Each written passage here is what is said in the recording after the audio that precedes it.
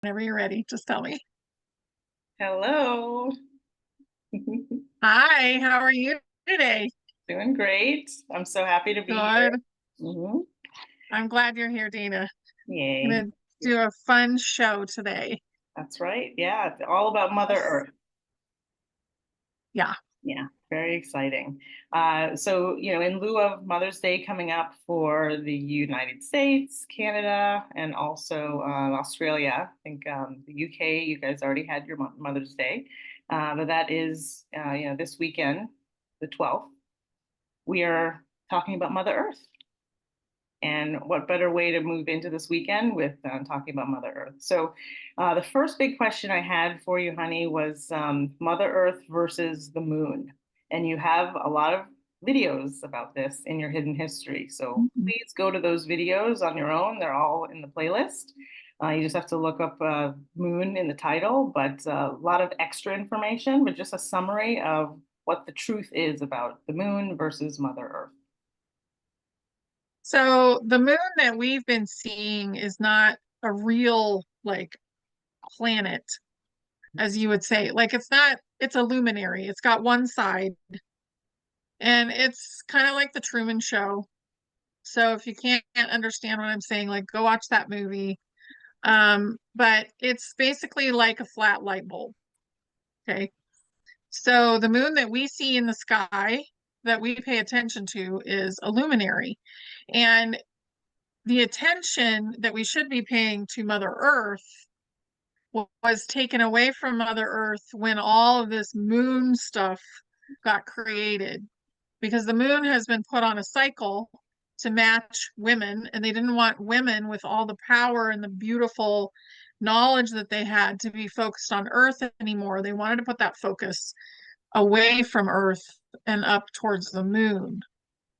So really those cycles are Earth cycles.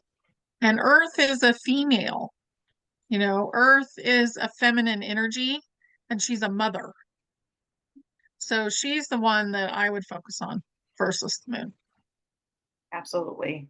And speaking of Mother Earth, Earth Day is April 22nd. So are they telling us that that's Mother Earth's birthday? If she has a birthday. No, it was something else. I get it was something else. It's probably when they took it away, Mm, when they took the knowledge away. And when they said, this is what you need to be focused on, the moon versus the earth. okay. That's what it feels like. Yeah. Yeah. So tagging that day, just like April 1st, is really, that New Year's, but making that day. Yeah. Okay, interesting. Okay. So the sign Taurus in astrology, it's currently has a ruler of Venus. And then Libra also has Venus. So they share a ruling planet from an astrology perspective. Is the ruling planet of Taurus really supposed to be Mother Earth? Oh, that's a good question. I get yes, actually. It's a very earthy sign. Mm-hmm. Yeah, that's really intuitive. Thank Hmm. you. It's as I've dabbled in astrology, I get like hits of that all the time. And I'm glad we can confirm that today.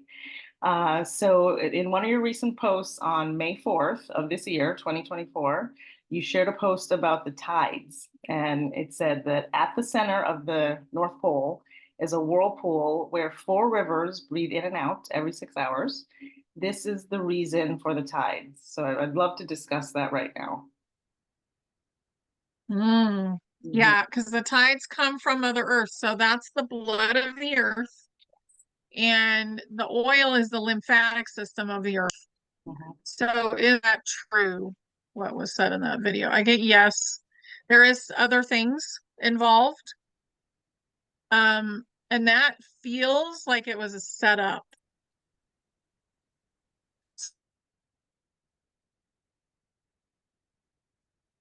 There's a little freeze on my end. Let's see if this ameliorates itself.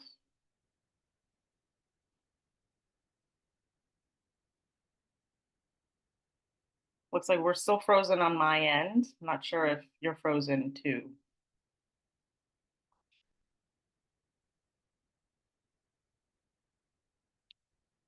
we'll just hang tight. Not sure where the, oh, okay. I wonder if it's gonna last. Ah, We'll have to see. It feels like it was my internet. So I okay. just kept talking, but um, so I feel like that was created. Mhm. So that little spot where all those tides are coming out of, that is some kind of a vortex that was created for this area Mhm. because the waters are not as volatile as that normally. Interesting. Okay, that makes a lot of sense. Yeah.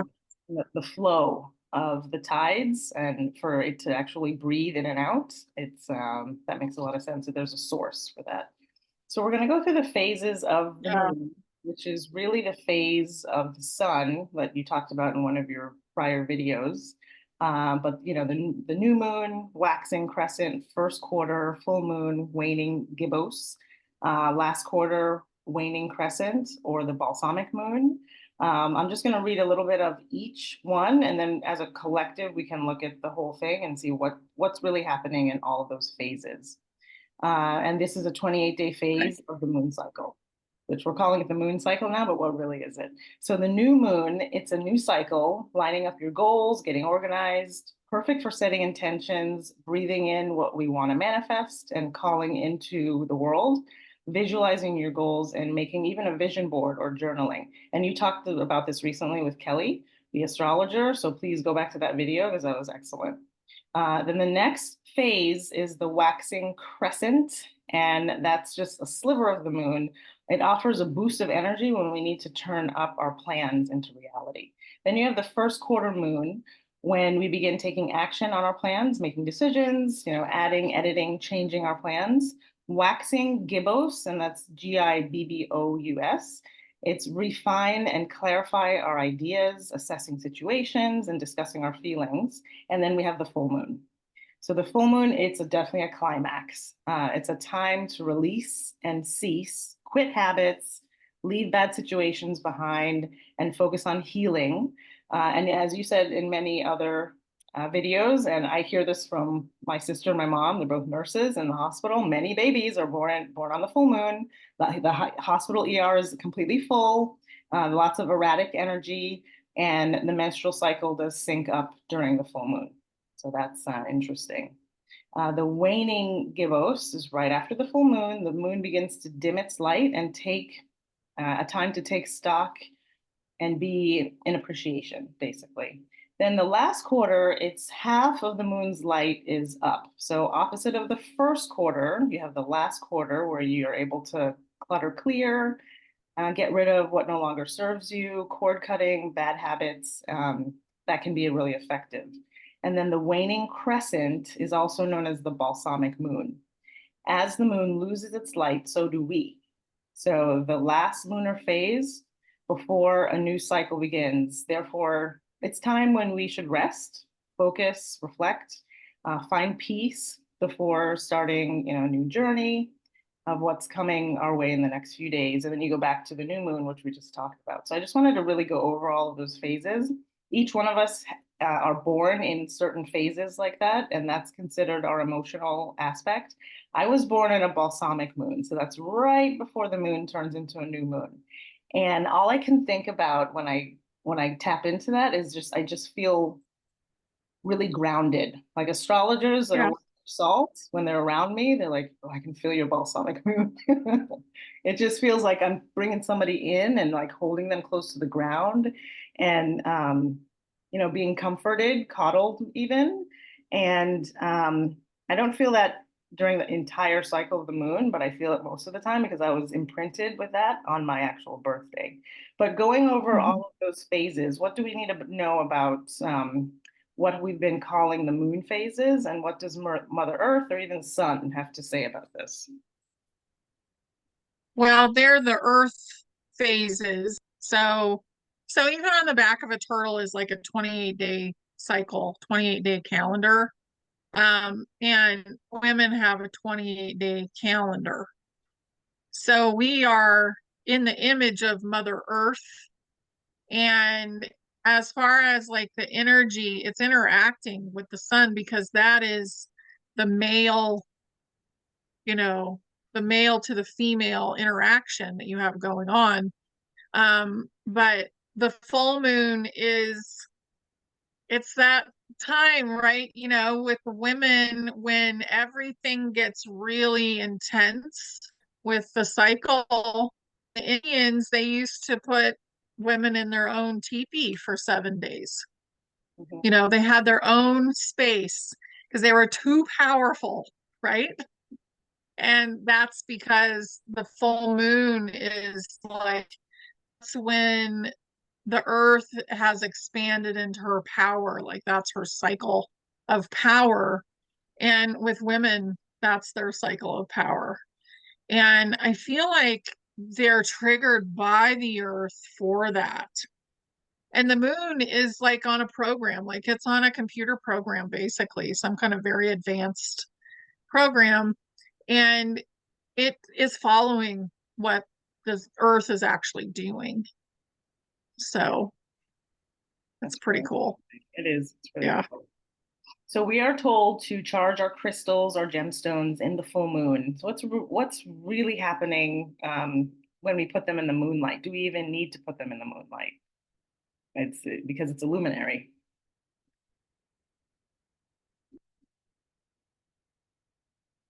Oh, while Honey comes back, hopefully you're hearing me. There are some folks that say to put your crystals on selenite. So selenite helps no matter what time the moon phases run, and also putting them into sea salt to recharge them. Also taking sage and brushing your crystals with sage, that also helps to clear them as well. Go ahead. Yeah. Wonderful. So we're going to, the show must go on. So we're going to go ahead and talk about crystals now and charging Yes. the crystals. So basically, we have been told to put crystals in the full moon. The full moon light will charge your crystals. But what's really happening there? Yeah. So really you're charging it with the earth energy. Yeah. So if you can put it on the ground, that's actually really good. Mhm. Um, yeah. That And I makes put it on a little cloth, maybe, you mhm. know, Yeah, no but need, on the ground is probably best. good, good. No need to bury them in the ground, just like right there. No, and go and try and find them later. Right? Yeah, like a scavenger hunt. Okay, wonderful. So let's go ahead and talk about grounding now. So walking barefoot on grass, dirt, sand, rocks. Just want to confirm that walking on barefoot on concrete, that does nothing or, No, it helps because okay. it's connected. Yeah, so it's like walking on a rock. Mm, So it's connected to the earth and it's still, I don't think it's quite as strong, but it does still work for grounding. good to know. Yeah, because I know a Yeah. lot of us maybe in cities, and especially during Hmm. lockdowns, we weren't able to really get out. So to know that you could go barefoot on concrete is, it's very good to know. Or hug a tree, you know. Yeah. So, grounding in the nervous system. I really want to dive into this. I've been walking barefoot in the grass and the sand for the past like 11 years. I live in Florida, so it's easy for me to do that year round. And grounding, it really helps my nervous system. I started walking an hour a day. I had that time back then without kids. And now it's down to probably 30 seconds each day sometimes. We've had the occasional hurricane here and there, so I couldn't go out that day. But I've been doing this, and I realized that no matter whether it's 30 seconds or an hour, it's instant. And if you wanted to talk about that, like what does grounding do to our nervous system? So there you are. Mhm. Should I go in the house? What do you think? We're gonna, Okay, so I've moved into the house, you guys, because it was too, wasn't working. It's snowing here. and we continue on. Perfect. Okay. So we're just talking about grounding. and the nervous system. Mhm. So how does grounding help the nervous system, basically? It helps it almost immediately, but what it does is I want to say negative ions are what comes into the body right away. So you get to calm down. There's a great book called Earthing, where people were able to get rid of all kinds of problems with grounding. And they did it in Alaska. So there was this one guy that would go under his house because there was so much snow and lay in the dirt in the winter just so he could get his grounding done because he was that miserable. But there were people that walked again. They hadn't walked before. Like, it's an amazing thing. Is it's Yeah. wonderful. And just some of the benefits of grounding: it lowers inflammation, improves sleep, reduces pain, improves blood pressure, reduces anxiety, alleviates fatigue, improves mood, reduces blood viscosity, and reduces oxidative stress. So I think that's pretty interesting. And the ancient shoes.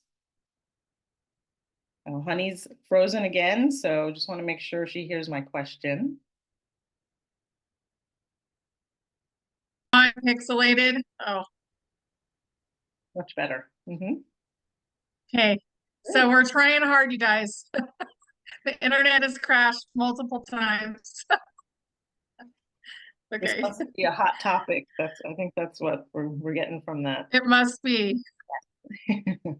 So there are pictures of ancient shoes that have magnets on the bottom of the soles. I want to say you shared this on Mhm. Telegram as well. Yeah, the shoes. So Yeah. instead of rubber on the soles of your shoes, there were magnets. So what were the magnets doing? Why did they do that? That was grounding. So nowadays you get like copper plugs that go in between, like the outside of the sole and they go through to the inside. Um, that is a method of grounding as well, but I actually feel like the magnets are even more powerful Wow. because they had a lot of technology that was quite a bit better than ours. Mhm. Yeah. Right. Okay, that makes a lot of sense. And just a one-off Yes. story about the nervous system. I was teaching my kids how to swim recently. So they're 4 and 5 years old, both boys, and it's been rough. They were very nervous when they got in the water. They would swim, but then they wanted to put their floaties on, and it was just like you need to swim. We live in Florida. You need to swim. Like there's pools everywhere. We're not going to chance it. So I was with them in the pool. It was the second day that I pulled them out of school, or I picked them up early just to go to the pool next to us. And as we were doing a floating exercise in the water, I was holding their shoulders and their feet were out. And something came over me to whisper in their ear, "You are safe. Trust the water." And I did that with both of them. Mhm. And right after that, it was instant. They started swimming. And it was just that connection to connecting the water to trusting it and feeling good about it. And that's how easy our subconscious mind can switch, but it needs to happen there. And that is in line with that video that you posted recently about the subconscious mind. So I wanted to bring that up because I think it's really important. Yeah. Our nervous system needs to feel held, and they feel held. And I mean, they're swimming now like crazy. They jump in the water. Before they were crying. They didn't want us to jump in. They didn't want to jump in. So it's an amazing transformation. And just one other story about the nervous system and how easy it is to manipulate the subconscious mind. So I was in a coffee shop recently, and I heard a gentleman talking to his friends. He must have been in his 70s, 80s, and he was talking about watching the movie Jaws a long time ago. And he was so frazzled by it. The next day, he went on a walk, a hike in the mountains, and he was worried that Jaws was going to come out and grab him. I heard that I almost fell on the floor, but I didn't because that would have been weird. But that's how strong these movies have been, and to our subconscious mind. Like I really wanted to laugh when I heard Mhm. it, but I didn't. But yeah, it's really funny.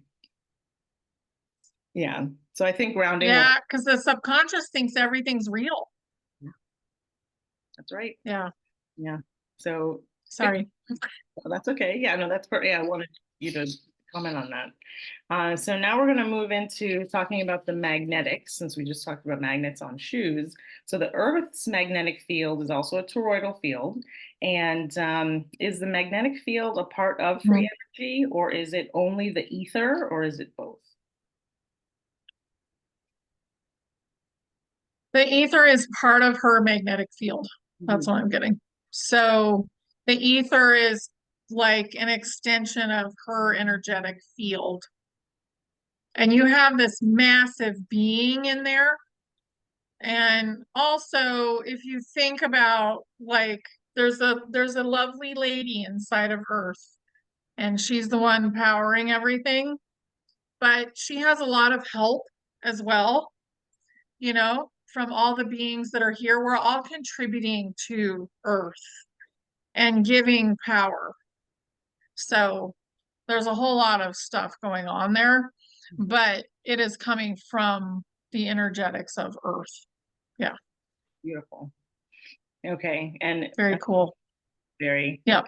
I love talking about this. I am a Taurus, so confirming that that's my ruling planet around the Earth, it just feels good. So with regards to the Earth moving around the sun, that's what we've been told. Is the magnetism of Earth a part of what we know as gravity? Well, the whole gravity, Yeah, it's the same thing. it is. Yeah, Gravity is not real. right. So it's magnetism. Mhm. Yep. Okay. So, Yep. just to comment on that, as above, so below, Earth is like the egg in the womb, still very stationary, pulling creation, pulling the seed, pulling the sperm using magnetism. And we're being told it's gravity, but it's not. Hmm. As above, so below. That's beautiful. So let's talk a little bit about land magic. That's what I want to call it. So what's the significance and Okay. visiting lands in our heritage or our DNA, our genetic line? What would be the benefit of going back to those lands to visit them? You're able to clear the energy of that land. So the land has many layers of energy because there's been many games that we've played on Earth, many learning games. And a lot of them weren't very good, like they were going sideways. So then they got folded under. So there's all these layers, just like layers of rocks, there's layers of consciousness that's still residue in there. Mm. So the things that have happened there, say that there was a battle there and that energy needs to be cleaned up. And sometimes you're releasing a lot of souls too when you go there. So when you're transmuting something that happened on that land, you're doing humanity a great service, really, and Earth as well. Beautiful. Yep. Yeah.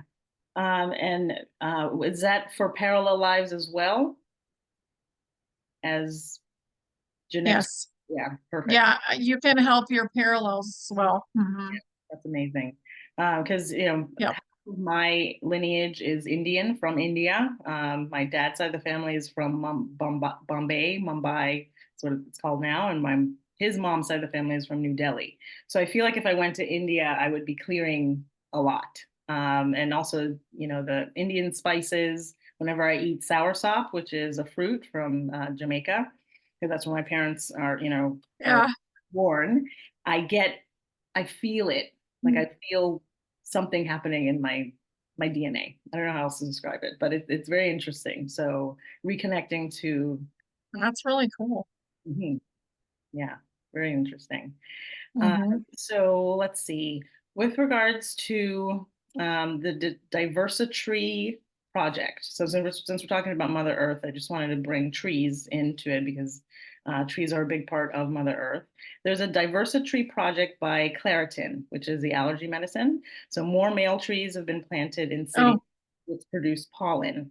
So, and you've talked about this before, that there's a lot of male trees. You don't walk around the city and you see a lot of fruit trees. They're dropping fruit on the sidewalk. We just don't see that. So, the female or girl trees absorb the pollen and they reduce the allergies. So and they also bear fruit, like I just said. So this project is creating a space to fix pollen issues. And basically, Claritin has, ads running on YouTube saying, plant a tree, plant a female tree, plant a girl tree. So how do we help with this? Do they want us to plant more girl trees? Does Mother Earth want us to plant more girl trees? How does that look?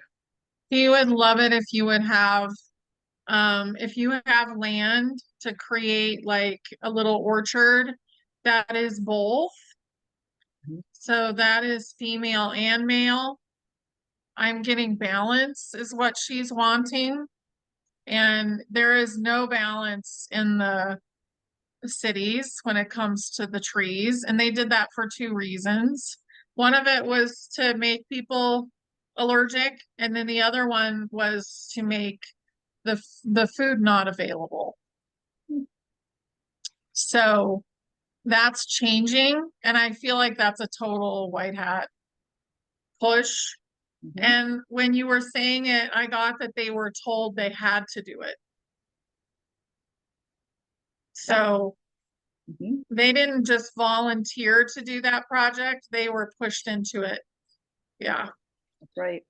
Because I thought about that and I looked at some of the comments yeah, on those videos on YouTube, and everyone was like, oh, this doesn't make sense. And I said, the reason why it doesn't make sense is because Claritin is an allergy medicine. So why are they reducing the allergies in the world?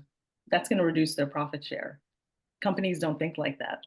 But yeah, this makes sense. Yeah, that this is, it was told to them.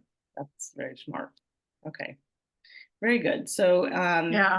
That's part of their comeuppance karma. Mhm. Yeah. Yeah, reversing the wrong. Absolutely.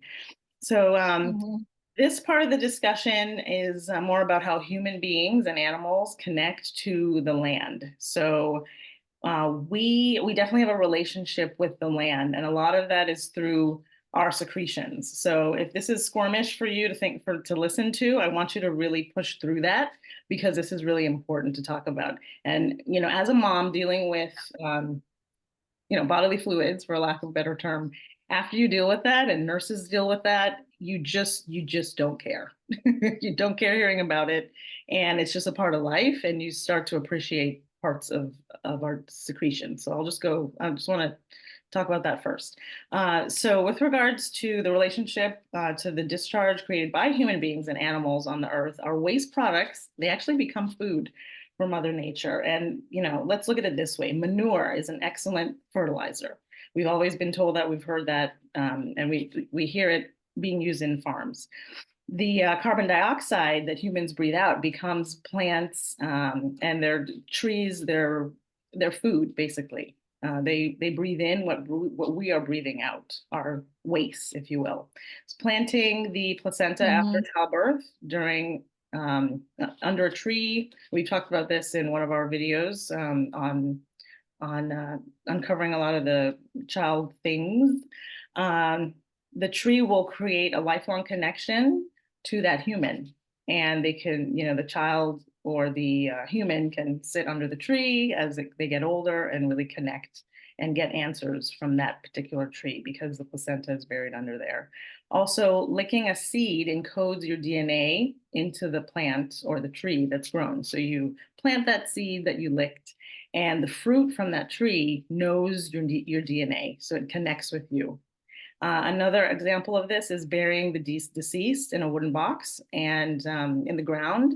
It's better than cremation. It's not necessarily a Viking burial because I think that's pushing them out to sea and then, well, yeah, the cremation and Viking burial are basically the same thing. So this is a big reason why galactic and then parasites, they see our fluids that run through humans as a commodity. So it becomes a healing effect for them. I want to be very sensitive when I talk about that. But the reason why it was such a big commodity is because our discharge is very healing, and it's more healing than we know. So basically, seeding the planet, it happens when an animal or a human, they eat the fruit, they digest the seed, and then when they go out in nature and they do their business, the seed is planted into nature. And this is a way of spreading the seed on the land, basically. So Mother Earth is welcoming to Mhm. this. So what's your take on this symbiotic relationship and any other insights you have? Well, it's part of the intelligent design that is Earth. And if you think about it, we have an herb for every illness. We have, all kinds of things that help us and are there for us. The food, if we're eating more natural food, then we're tremendously more healthy. If we go back to eating the way we did, like in the I don't know, 40s, probably the 50s, they started to introduce margarine and stuff. Mhm. But if you are doing that kind of thing, and being more natural just in general, you're going to be healthier. And so is the earth. The earth is going to be healthier. So if we're not using plastics that have been altered and, different things, and I don't actually get that it takes quite as long as we've been getting for those to dissolve, as they say, Mhm. but they're still not good for Mother Earth. And it's better to have something that will biodegrade much faster. So, really, just being symbiotic with Earth is important. And I grew up with an outhouse, you know, and honestly, it is not the most fun place to be, especially in the wintertime, but it is cleaner for the environment. So it is something that's actually cleaner for the earth than kind of spreading everything out by dissolving it in water and letting it just. Mhm. So thinking about that is important too. And I think that other methods will be brought to the surface for all the stuff that we're doing. Absolutely. Yeah. And I think in one of your hidden history videos, you saw that Tartarians didn't necessarily have plumbing around, and it was what are they doing? Like maybe they are using the camping version of going using the restroom, or not the opposite of a replicator, something that They just were using it. Yeah. yeah. They had learned how to deal with it in different ways. Mhm. Yeah, and it was better for the earth too. Mhm. Very Mhm. interesting. Okay. So before we tap back into Yeah.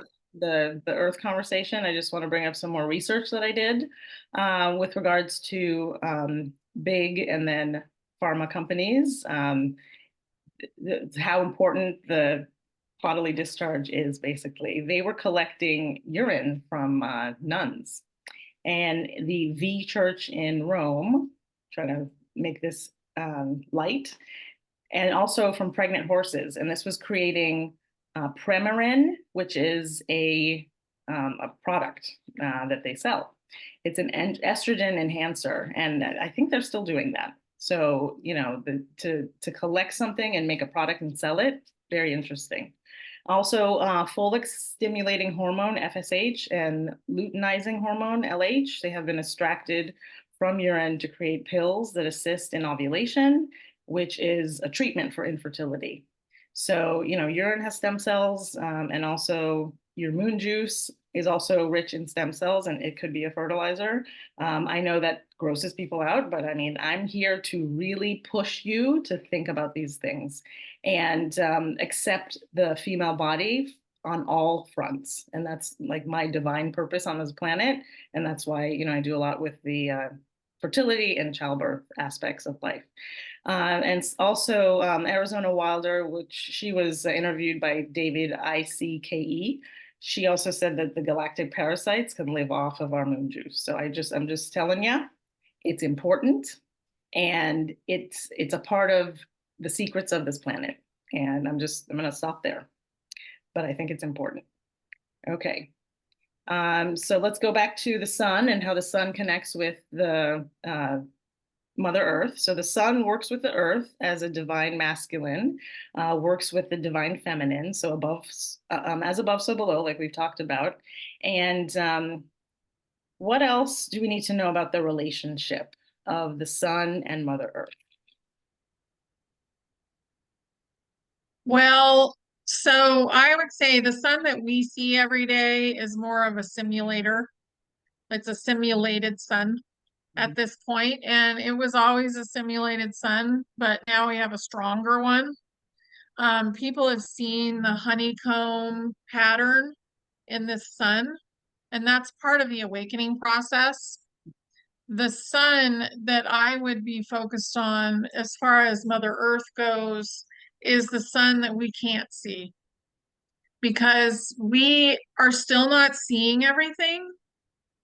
Just like when the Spanish invaded in Mexico, I think it was, the conquistadors, the natives didn't recognize that there was actually a boat in the sea. They couldn't tell what that was. They didn't even recognize it, and they didn't even acknowledge that it was there because they'd never seen it before. So we are doing that all the time. And some people are seeing like 3 to 4 suns in the sky at once. And, some of them are dimmer than others. And right now, I think we have around 11 suns around us, and they're all different frequencies. And they're here to charge, like they charge each other. And if you think about the male aspect, it's here to give to the female aspect. So the sun is giving to the earth. And we have several of them around us right now, and they're multiple frequencies. So if you know that, then maybe it will become easier to see them. That's fascinating. 11 is a lot. I thought it was under 5. That's amazing. Wow. Yeah, it's increased. So, and remember that we are in a construct, so it changes too. Like if, let's say we didn't need the green sun anymore, let's say there's a green one, and then maybe it would go because we didn't need that frequency anymore. But we still need it, I'm being told. So still have a green one right now. We'll take all 11 then. Yeah, that's funny. Yeah. So as we ascend into the fifth dimension, are we still going to call Earth Earth, or is it going to be Terra or Gaia? What do you see there? I think it'll be called a version of Terra, Mhm. but it won't be the same. Like there'll be a word in front of it. It's what it feels like. And I don't think we know what it is yet. We haven't, it's in another language. It feels like it's kind of a galactic language Yeah. because Terra is for terrarium or terraferma, we are in a terrarium, and the firmament is like a jello-y type substance that's thick, and it's made of plasma, and that's space. Space is thick, space is not empty. So that's why if you look at a UFO, a lot of them are shaped very much like a disc that can get through that. And I don't think they travel through that most of the time. Most of the time they go through portals. Very interesting. Yep. So during the Harmonic Convergence in 1987, that's what it's been called, there was a mass meditation on the planet which propelled Mother Earth over 51%. Most people call it a light quotient, and therefore permanently establishing a trajectory for Earth ascension into the timeline of the 5D. So will we experience anything similar Yep. to that for Mother Earth before 2030 or before the Golden Age? Do we need it? Are we doing it now? We're doing it now. Yeah. All of these solar events, this is like the solar flash drug out over time. Mhm. And we're in that right now. And they say that in 1988, I believe it was, that everything switched. And that was the product of it didn't look like we were going in the right direction. Mhm. So that was to do with God source and the big architect souls. They switched the timeline. So we're on a group timeline for Ascension, and we're in the middle of Ascension now. So Wow. yeah, Beautiful. So it's happening. yeah, we're finally finally doing it. Before we Yeah. go with the, a special message from Mother Earth, I just have a real quick one-off question about Mother Earth's sister planet, which is Venus. There's disclosure that Venusian females, they visited Earth, and it said that they were a Mhm. raspberry beret. And did the artist formerly known as Prince meet one of these and write a song about it? Yes. Yes. I get totally yes on that. Yeah. Love it. That was That's so, so fun. so fun. I heard it in one of Laura Eisenhower's videos, and I have to ask about this. Uh, Lovely. And basically, with regards to Venus, it's invitation only to go there. It's in a different, vibration dimension. And so Yeah. Was Prince invited to Venus? I believe he was. And I think after he kind of checked out, we'll say, I feel like he was able to do it. Mhm. Love it. So, and I don't think he's physically not existing anymore. Like, I think he still exists physically. Mhm. Yeah. So So fun. he had quite an experience. Wow. That's amazing. That's like a Yeah. whole other video. I've been going into my magical forest on the way home from dropping the kids off, and I'm listening to his song Seven, all seven, and watch them. Oh, yeah.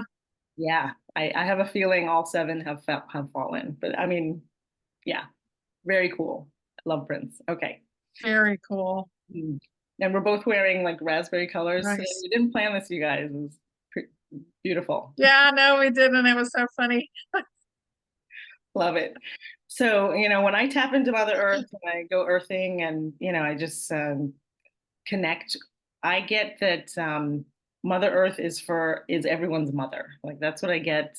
Humanity, animals, plants, the water, the fire, the elemental kingdom, the dragons. She is everyone's mother. So, as we, wrap this up, any special message from Mother Earth to humanity, and especially on this special weekend of Mother's Day? So she really wants to say to trust her and that we have this, we can do this together, and to let go of any of the strings that are holding you to the past because she's ready to go forward. And I get the word surge forward. So she's really ready for change. And you can see it in the weather because a lot of that is not to do with the white hats. A lot of that is to do with Mother Earth. She is doing massive changing and balancing of the systems, of her systems right now. And my cat's freaking out. But she really would like us to trust her and to spend time with her right now because she's ready for us to go forward. And think about if there's anything inside of you that's holding it back because we have huge power ourselves.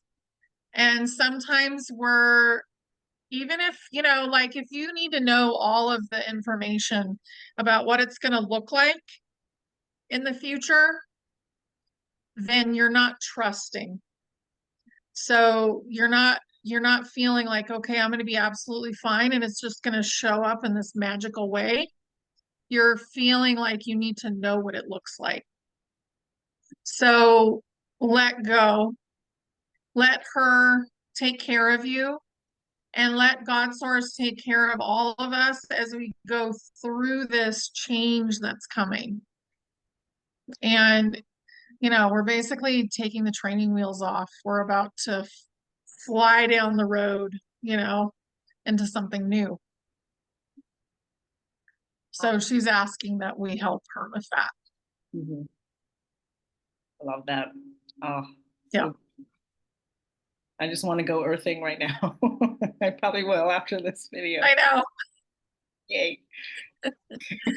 Yeah, Thank you so much, yeah. honey. This was fantastic. Thank you. Wonderful. This was beautiful. And thank you so much. And thanks for sticking with the video and all Absolutely. the dropped internet. Yeah. It felt like Yes. it felt like, Yeah. just hanging out with my kids, just like a lot of different things going on. I'm just Yes. yeah. But yes, Yes. So good.